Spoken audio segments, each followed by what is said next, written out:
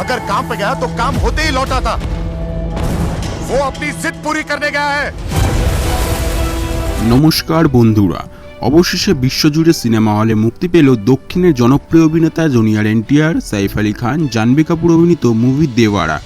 কিন্তু আদৌ কি দর্শকদের মনে জায়গা করতে পেরেছে এই মুভি? চলুন তাহলে জানা যাক।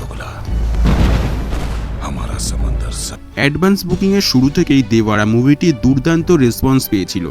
অ্যাডভান্স বুকিংয়ে শুধু ভারতে ছবি মুক্তির আগেই দেওয়ারা আয় করে নেয় 40 কোটি টাকা, আর ওয়ার্ল্ড ওয়াইজ আয় করেছিল 75 কোটি টাকা। এটা শুধুমাত্র অ্যাডভান্স বুকিংয়েই আয় হয়েছিল। এমনটা দেখে ধারণা করা হয়েছিল যে ওয়ার্ল্ড ওয়াইজ প্রথম দিনে এই ছবি মুক্তির পর আয় হতে পারে কম করে 125 কোটি টাকা। কিন্তু ছবি মুক্তির পর বক্স অফিসে যেভাবে প্রভাব ফেলেছে তা দেখে মনে করা হচ্ছে কালকি মুভির পর ওয়ার্ল্ড ওয়াইজ বক্স অফিসের কালেকশনের দিক থেকে দেওয়ারা হয়তো দ্বিতীয় স্থানে থাকবে। কিন্তু দেওয়ারা মুভিটি রিলিজ হওয়ার পর সামাজিক মাধ্যমে দর্শকদের করা রিভিউ নিয়ে উঠে আসছে অনেক গল্প। ছবিটি সিনেমা হলে দেখার পর প্রশংসার পাশাপাশি সমালোচনাও করেছেন দর্শকেরা। ছবিটি ক্লাইম্যাক্স সিন দেখে ব্লকবাস্টার বলা হয়েছে এবং যা ইঙ্গিত দিয়েছে দেওয়ারা পার্ট 2 এর। সেই সাথে ছবির ব্যাকগ্রাউন্ড মিউজিক, সিনেমাটোগ্রাফি এবং জুনিয়র এনটিআরের ভালো দিকগুলি অনেকেই প্রশংসা করেছেন। কিন্তু ছবিটির গল্প নিয়ে অনেকে কথা তুলেছে। সিনেমাটি দেখার পর দর্শকরা বলেছেন গল্পটা আরও ভালো হতে পারত।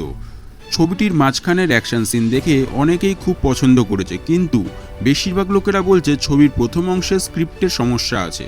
সব দিক থেকে দেখা গেলে ছবিটা ভালো, বাট সেরকমও বলা যাচ্ছে না। দেওয়ারা মুভিটিকে আপাতত বি গ্রেডের মুভি ধরা হচ্ছে। ছবিটি হাফ টাইমের আগে পর্যন্ত ভালো, কিন্তু সেকেন্ড হাফে কিছু দৃশ্য আর কিছু গান ছাড়া তেমন কিছু ভালো দেখা যায়নি। তারপর ছবির গল্প, ব্যাকগ্রাউন্ড মিউজিক এবং ছবিটির ভিএফএক্স আরও ভালো করা যেতে পারত। বাকি রইল অ্যাক্টিংয়ের কথা। তো সাইফ আলী খান খুবই দুর্দান্ত অভিনয় করেছে। নেগেটিভ চরিত্রে তাকে খুবই অসাধারণ লেগেছে। তাছাড়া জাহ্নবী কাপুরও ঠিকঠাক ছিল। নাচ, অ্যাক্টিং সব দিক থেকে ভালোই অভিনয় করেছে জাহ্নবী। জুনিয়র এনটিআরের চরিত্রটাও দর্শকদের খুবই ভালো লেগেছে। RRR সিনেমাতে এনটিআরকে যেমনটা দেখা গেছিল, মানে ভালো মানুষ, খুব সাদাসিধে কিন্তু রেগে গেলে ভয়ঙ্কর, ঠিক সেরকমটাই কিছুটা এই মুভিতেও। কিন্তু নাচ, অ্যাক্টিং, অ্যাকশন সব দিক থেকেই জাস্ট ফাটিয়ে দিয়েছে জুনিয়র এনটিআর। অ্যাক্টিংয়ের দিক থেকে সবাই প্রায় ঠিকই আছে। ওভারঅল ছবিটা আরেকটু বেটার হতে পারত।